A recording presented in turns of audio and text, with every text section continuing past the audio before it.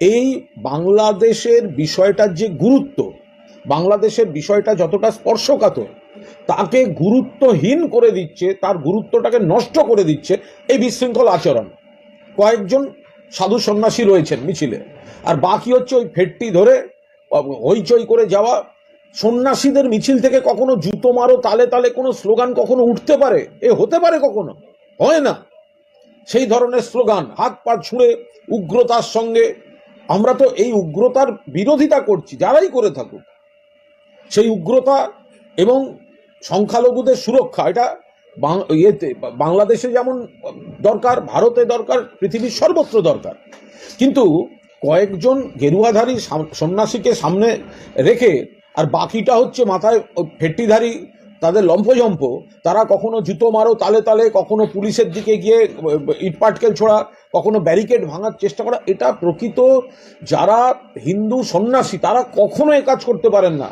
তারা নিশ্চয়ই প্রতিবাদ করতে পারেন, তারা নিশ্চয়ই বিবৃতি দিতে পারেন, কিন্তু রাস্তায় নেবে রাজনৈতিক দলের মতো আচরণ সাধু সন্ন্যাসীরা করেন না। ফলে বিজেপি আজকে যেটা করেছে তাতে আরো বোঝা যাচ্ছে যে বাংলাদেশের এই অনভিপ্রেত দুর্ভাগ্যজনক ঘটনাকে নিয়ে তারা রাজনৈতিক ফায়দা তুলতে নেমেছে। তার সমস্যাটা কি হচ্ছে? এই রাজনৈতিক ফায়দা তুলতে নেমে তারা মূল ইস্যুটার গুরুত্বটাকে ডায়ালুটেড করে দিচ্ছে। এটা কোনো কথা? যদি সন্ন্যাসীরা একটা প্রতিবাদ করেন, যদি সন্ন্যাসীরা তাদের বক্তব্য রাখেন, তারা রাখতেই পারেন, কিন্তু আমরা এটা যে কোনো একটা দল বা সংগঠনের একটা নাম দিয়ে আমরা কয়েকজন গেরুয়াধারীকে রাখলাম, আর বাকিটা হচ্ছে আমরা ক্যাডাররা রাজনৈতিক আইন অমান্যের যে আচরণ, যেখানে গিয়ে পুলিশকে ইট মারা হয়, ব্যারিকেড ভাঙা হয়, সেই আচরণ করলাম।